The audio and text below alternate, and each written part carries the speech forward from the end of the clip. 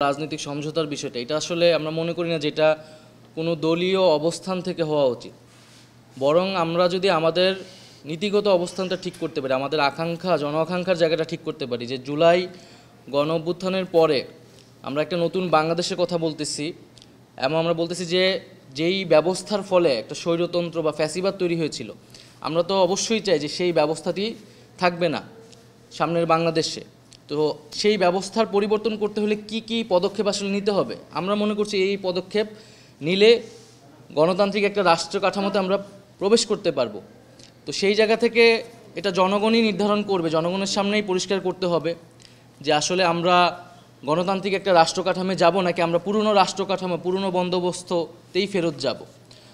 ফলে আমরা মনে করি যে জুলাই গণ অভ্যুত্থানের পরে বাংলাদেশের মানুষের সেই আকাঙ্ক্ষা তৈরি হয়েছে এবং সেই আকাঙ্ক্ষার ভিত্তিতেই আমরা আমাদের বক্তব্যটা দিয়েছি এবং আমরা আহ্বান জানাই যে বিএনপি থেকে শুরু করে অন্য যে কোনো রাজনৈতিক দল, আমরা এখনই আমাদের একটি সুযোগ এসেছে যে আমরা একটি রাজনৈতিক সমঝোতার মাধ্যমে আসলে বাংলাদেশকে এগিয়ে নিয়ে যেতে পারবো। এবং বাংলাদেশে আসলে যেটা কখনোই হয় না, যেটা আজকের আলোচনায় আমরা অনেক বেশি জোর দিয়েছি যে শান্তিপূর্ণভাবে ক্ষমতা হস্তান্তর, এটার নিয়েই বাংলাদেশের সকল সমস্যা, যে কিভাবে ক্ষমতা হস্তান্তর হবে।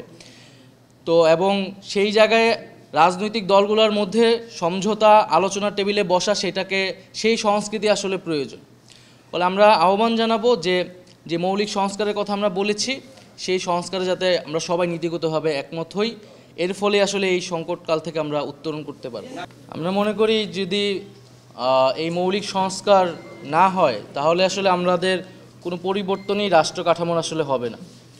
ফলে এটা তো শুধু এনসিপির দাবি না, এটা বাংলাদেশের জাতীয় দাবি এবং জনগণের যে আকাঙ্ক্ষা, সেই আকাঙ্ক্ষা থেকে উত্তরণের জন্যই দাবি। এখন কোনো গোষ্ঠীর নিজস্ব দলীয় স্বার্থে বা ক্ষমতার মোহের কারণে যদি এই দাবি আটকে যায়, এটা এমন না যে এই দাবি কখনোই পূরণ হবে না।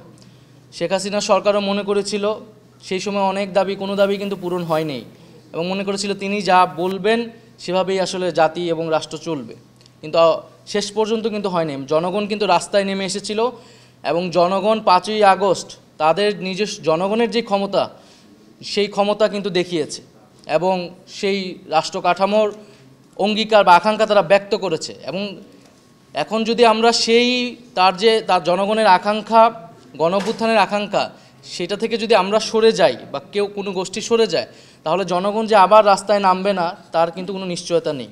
ফলে আমরা মানুষের উপরে, জনগণের উপরে এবং জুলাই গণ অভ্যুত্থানের যে শক্তি, তাদের উপরে আস্থা রাখতে চাই এবং আমরা মনে করি এখনও আমাদের সম্ভাবনা বা সুযোগ হারিয়ে যায়নি। আমরা যে কথাটি এসেছিল যে আসলে দুই প্রান্তে যদি চলে যায় তাহলে আসলে কিভাবে সমঝোতাটি হবে, তো সেটার জন্য আমরা মনে করি আলোচনার কোনো বিকল্প নেই এবং আলোচনার জন্য আমরা সবসময় উন্মুক্ত। এবং শুধু ঐক্যমত্য কমিশন না, আমরা নিজেদের দলীয় উদ্যোগেও আসলে এই আলোচনার পথটি খোলা রাখতে চাই। আমরা রাজনৈতিক দলগুলোর সাথে সবার সাথে বসবো এবং নিজেদের মধ্যে আলোচনা করব, কারণ আমরা মনে করি যে রাজনৈতিক দলগুলো যদি নিজেরা সমঝোতায় আসতে পারে তাহলেই আসলে সেটা রাষ্ট্রের জন্য কল্যাণকর এবং সেক্ষেত্রে কোনো বিরাজনীতিকরণের সুযোগ বা অরাজনৈতিক কোনো ফ্যাক্টর এখানে কাজ করার সুযোগ আসলে থাকে না। কারণ রাজনৈতিক দলগুলো যদি নিজেদের মধ্যে সমঝোতা করতে না পারে তাহলে আসলে জাতি বিভাজিত হয় সবসময়।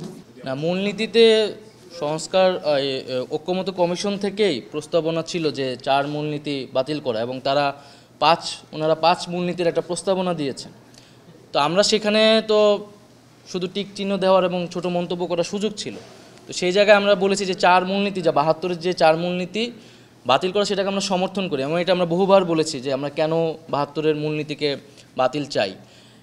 আর এর পরিবর্তে যে তারা যে 5 মূলনীতি বলেছেন, আমরা সেখানে বলেছি যে বহুত্ববাদের যে বিষয়টা, সেটার আরও পরিষ্কার ব্যাখ্যা বা সংজ্ঞায়নটা কি, সেটা আমরা তাদের কাছে জানতে চেয়েছি এবং তারা বলেছেন যে সেটা নিয়ে তারা আরও আলোচনা করবেন এবং এটার ব্যাখ্যা দিবেন।